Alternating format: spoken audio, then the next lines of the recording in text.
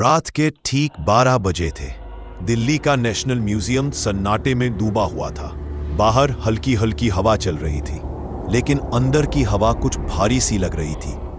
ज्यादातर लाइटें बंद थी, बस रिसर्च रूम की एक टिमटिमाती ट्यूबलाइट जल रही थी। उसी कमरे में डॉक्टर आर्यन बैठा था, एक मशहूर पुरातत्वविद जिसे पुराने रहस्यों को सुलझाने का बहुत शौक था। आज उसकी टेबल पर एक बहुत ही अजीब चीज रखी थी।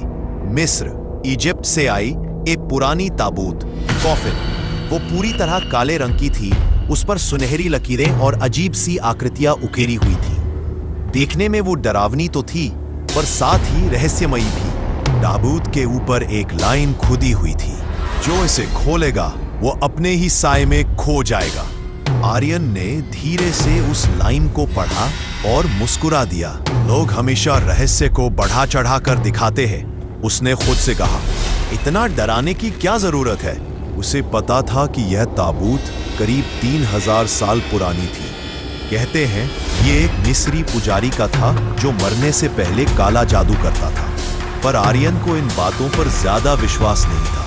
वो तो बस ये जानना चाहता था कि इस ताबूत में क्या छिपा है। रात के सन्नाटे में उसने दस्ताने पहने और धीरे धीरे ताबूत का ढक्कन उठाया। एक भयंकर कर्कश आवाज आई।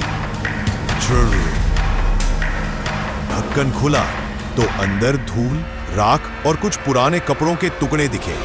आर्यन ने सावधानी से हाथ डाला और देखा, अंदर एक पुराना सोने का लॉकेट और एक नक्शा रखा था। उसने लॉकेट उठाया। वो ठंडा और भारी था, जैसे उसमें कुछ ताकत छिपी हो। जैसे ही उसने उसे हाथ में लिया, हवा का तेज झोंका आया। कमरे की लाइट झपकी और फिर बुझ गई। कुछ पल के लिए सब अंधेरा छा गया, बस उसकी सांसों की आवाज सुनाई दे रही थी। वो बोला, शायद एसी ऑन हो गया होगा। पर तभी पीछे से धीरे धीरे किसी के कदमों की आवाज आई। टक टक टक। आर्यन ने टॉर्च उठाई और पीछे देखा। कोई नहीं था, लेकिन जैसे ही उसने वापस ताबूत की तरफ देखा, उसका दिल एकदम धड़क गया। ताबूत अब खाली नहीं थी। अंदर एक परछाई दिखाई दे रही थी, हिलती हुई, कांपती हुई और धीरे धीरे इंसान का रूप लेती हुई। आर्यन की टॉर्च उसके हाथ से गिर गई। वो धीरे धीरे पीछे हटने लगा, पर वो परछाई अब ताबूत से बाहर निकल आई थी। उसका आकार बिल्कुल आर्यन जैसा था, एकदम वैसा ही चेहरा, वैसी ही आंखें, वही कद काठी। बस उसकी आंखों में अंधेरा था, जैसे कोई गहरी खाई हो।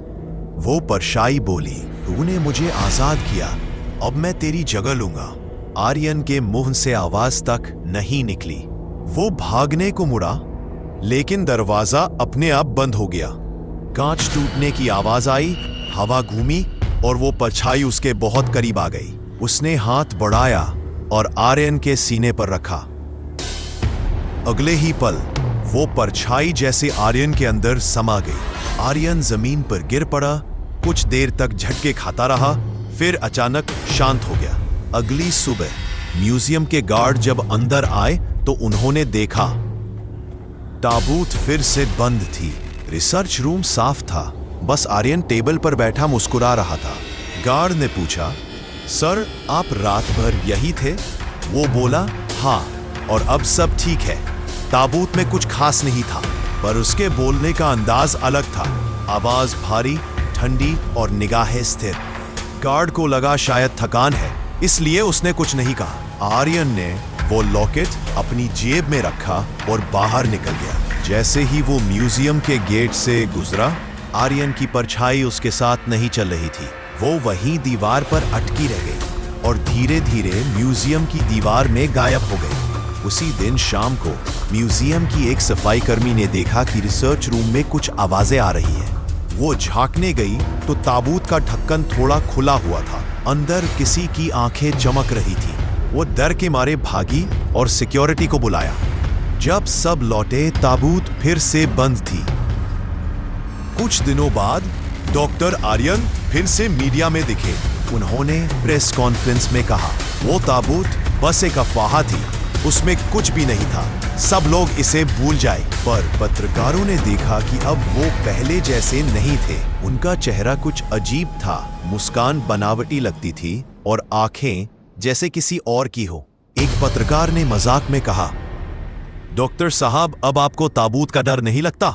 आर्यन हल्की हंसी के साथ बोला, अब डर तो मुझसे दूसरों को लगना चाहिए। और उसकी आंखें अचानक काली पड़ गईं, फिर अगले पल सामान्य हो गईं। सबको लगा कि शायद लाइट की ट्रिक थी, लेकिन जो लोग पास बैठे थे उनके रोंगटे खड़े हो गए।